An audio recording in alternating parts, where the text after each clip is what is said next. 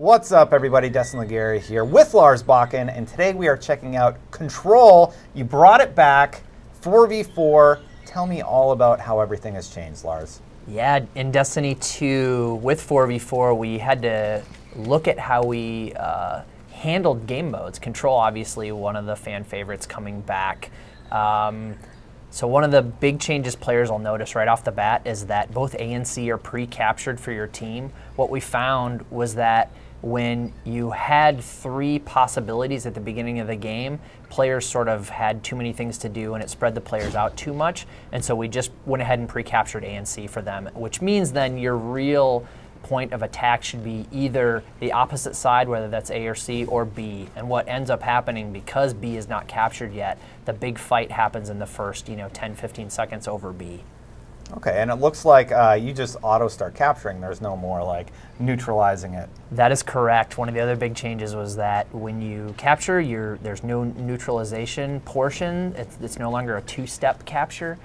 When you cap it, it's done. It's there for your team. We did change the timing a little bit too, and the other big change that players will notice if they're paying attention is that you don't have to have multiple people in the zone anymore to make it capture faster. Again, this was about not causing players to be clumped up in too many places together. We want them to clump up if they're working together as a team, but these really interesting things start to happen because multiple people don't have to be capturing the zone at the same time. I can go in there and start capping and say, hey, Dustin, move on, like go and protect my flank, or go off and start capturing another area. So as a team, we're able to sort of divide and conquer. And even this is really subtle, but I noticed it right away. You can see through the flag. Was that because you noticed like the obscuring of view? Like I would find myself moving forward. Yeah, that was one of the things after you play Control for a little while in Destiny 1. If the flags were getting in your way, it was just sort of frustrating, and we, again, like I said, there's a lot of subtle things. We made the flag go more transparent the closer you get, so it doesn't get in your face when you're fighting with people. Because those situations can be really intense, and the last thing you want is a flag flapping around your eyeballs while you're trying to shoot somebody.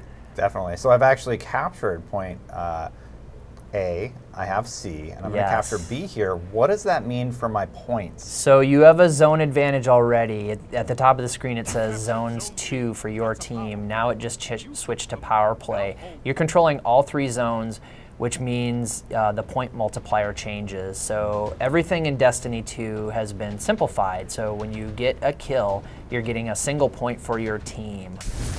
When your team has 2 zones active, go for it, just do it. When your team has 2 zones active, you're going to get 2 points per kill, and like you just showed, when your team is in the power play and has 3 zones active, you'll get 3 points for each kill. So yeah, we have a total of 5 points now. We're in the power play. That player is going to come back to it. Anything else we should know about the Control revamp? Those are the major changes. The other thing that's more obvious too, once you get in and play this in the beta, the matches are a little bit shorter. They run about 8 minutes long. Obviously the timer at the top of the screen is just in this internal dev version. We're just playing a 2-player game, but the matches will go to 8 minutes. We do have Mercy Rule enabled as well, so we'll be testing out how matchmaking works in the beta and everything and see how that happens, but those are the majority of the rules. It should feel very similar to traditional Control, just with that Destiny 2 bit of pizzazz. Definitely. So I have to ask, what were some of the challenges with going from the old mode where everybody's camping on a point, and you kind of get those really exciting moments where like you get a Nova bomb and you're like, yeah, I got the whole team, that's awesome. You had to make sacrifices for that for smaller team sizes. How do you make those decisions?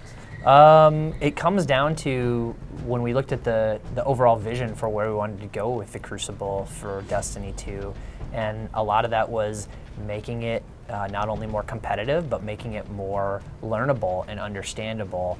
And the team size definitely came out of that. When we reduced the teams down to 4, you're only really, you only have to pay attention to 3 additional buddies on your team and 4 enemies, and that just makes the sort of space that you have to be in as a player and what you're paying attention to and the number of things that are available to you at any given time. It consolidates that space down and it makes it easier for you to comprehend as a player. But then a lot of the changes we made to control specifically speak to obviously the lower player count and having players go after the things that are more interesting to do, right? So we want to not have you, we remove the neutralizing portion because it's not necessarily fun to sit on a control zone for a super long time by yourself, which could happen occasionally. So remove the neutralization. We made it, you know, a tiny bit faster in some ways. We made it so that you don't have to group up there, again, putting you in these sort of dangerous situations. And we wanted to make the game feel more tactical and understandable. And that's, again, the reasoning behind like not wanting multiple players to be on the zone at the same time.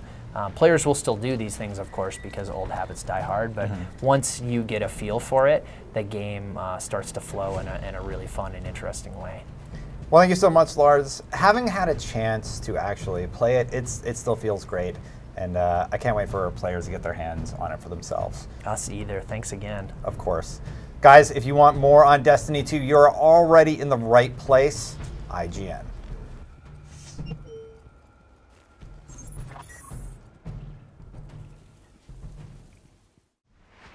Thanks for watching this IGN First on Destiny 2.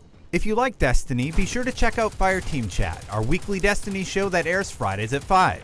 And don't forget to come back and check out more IGN First coverage on Destiny 2.